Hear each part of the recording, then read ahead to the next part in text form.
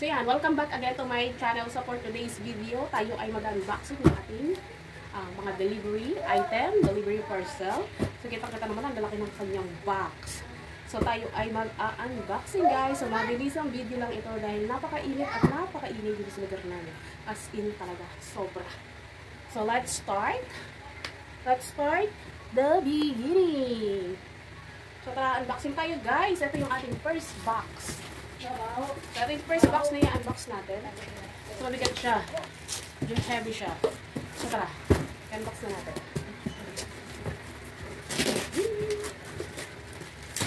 So hanggang ngayon, hindi pa rin ako mahilig tabingin dito sa may mismo camera ng cellphone. So lagi ako dito sa isang side ng aking cellphone. So cellphone lang yung ginagamit ko guys, pang vlog. So ito, in-order ko to sa Shopee, sa mga nagla-live. So in-order natin siya. Ito yung mga delata na mga buy one take one. So check natin kung talagang na-box nila yung mga order ko.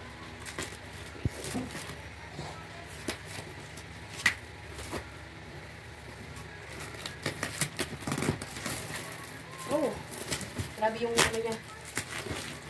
Wala tayong gunting guys. Wala tayong magunting. So kanina lang to dineliver. Yeah. At meron siyang okay. So usong-uso sa Shopee ang mga buy one take one. So which is affordable naman talaga.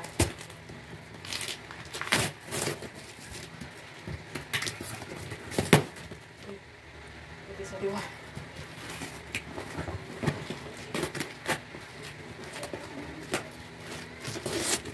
Ayun. So, ito na yung ating luncheon meat. Korean luncheon meat siya, guys. So, ito. So, buy one, take one to. In-order ko to sa Shopee. Yan. So, order ako ng 5 ata. So, 5? 10.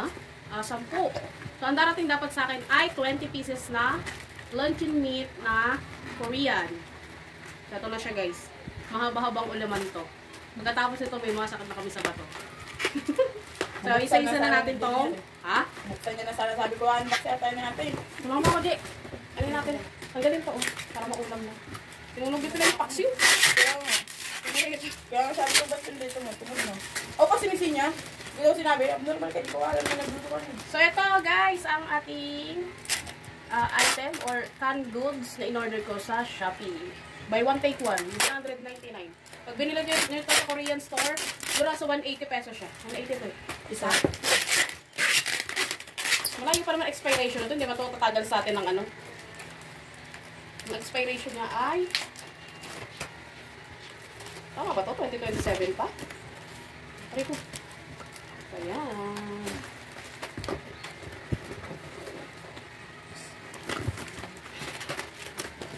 Tanggalin natin siya isa-isa.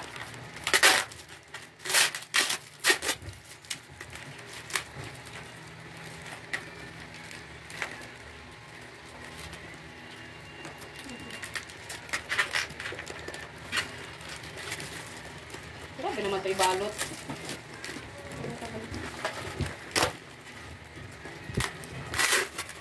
So guys, masarap itong luncheon meat ng Korean.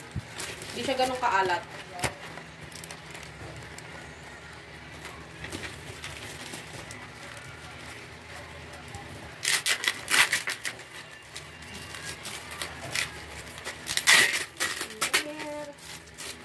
Yeah, tulungan mo ko dito. Deng, tulungan mo ako dito, Deng. Okay. Daming kalat, kaya ayoko ng unboxing na ano eh. Daming kalat, kaya... Ano tatanggalin ka? Balat. Ito.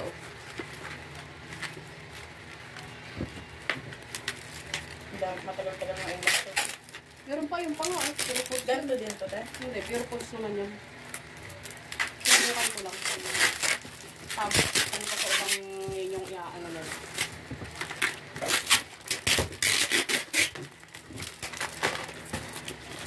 So guys, parang nasa Korea ka na kapag nag-order ka nito. ganda pati ng packaging niya. Kaya nga, Hindi siya masisira. Iba yung packaging. eh, may juicer ako gusto mo na yan. Ano na yan, Juicer. Tapos itatry mo rin yan. So, yan, ito na yung ating pangalawang box. Siyempre, i-unbox ko na to habang binubuksan ni Mami Day lahat ng mga luncheon meat. Hanson luncheon meat yan siya, guys. Made from Korea. So, order ko yan sa TikTok shop. So, ito naman yung pangalawa na box. Ang aking pangalawang item na in-order through TikTok shop. So, sabi ko nga, ang daming nag-o-online. Nag-online na. Sobrang affordable ng price nila. So, sa expiration date naman, okay naman. Malayong-malayo pa. As in, malayo pa talaga.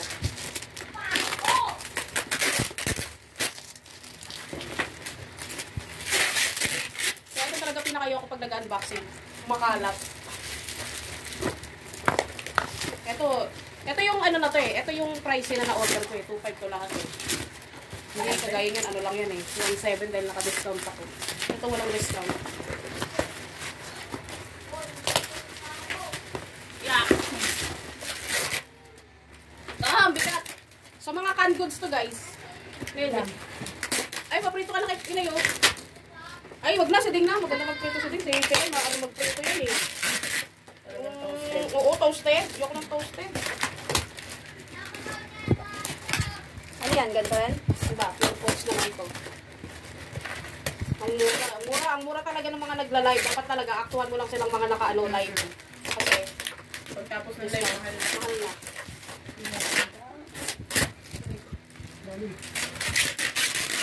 Ganda sana magpa-order nito dito. Kaso lang, baka magkaroon ka ng kaaway pag di nagbayad. Malautin lang nila yun.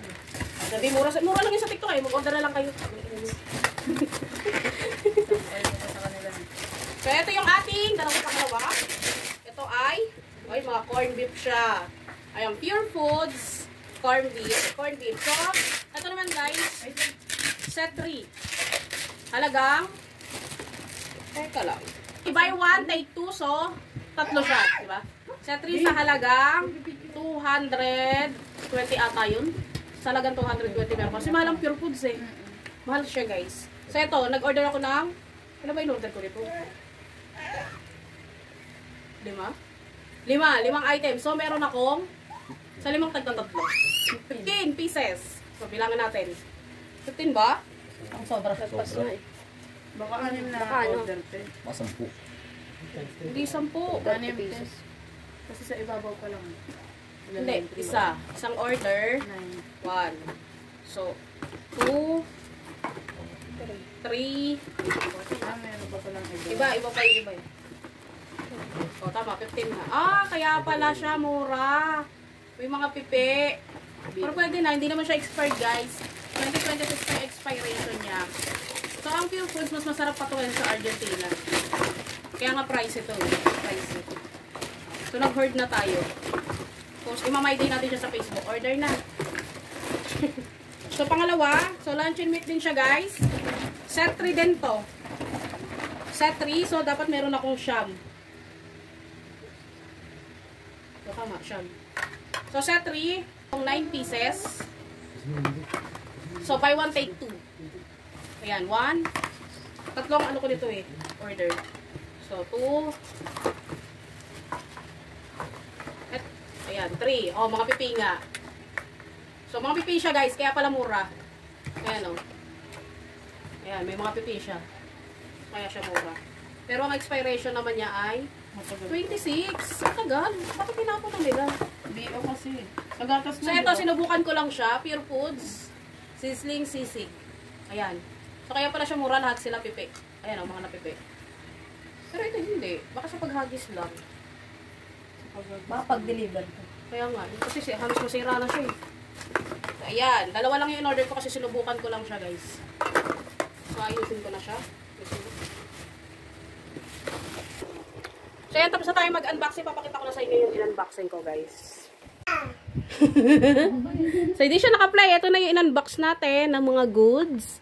Buy 1, take 1. Buy 1, take 2. Pure Foods and Hansong luncheon meat. So yun guys, yun lang unboxing for sale item. So thank you for watching. Don't forget to subscribe, hit the bell for notification para updated kayo sa aking mga new video kagaya nito. So thank you.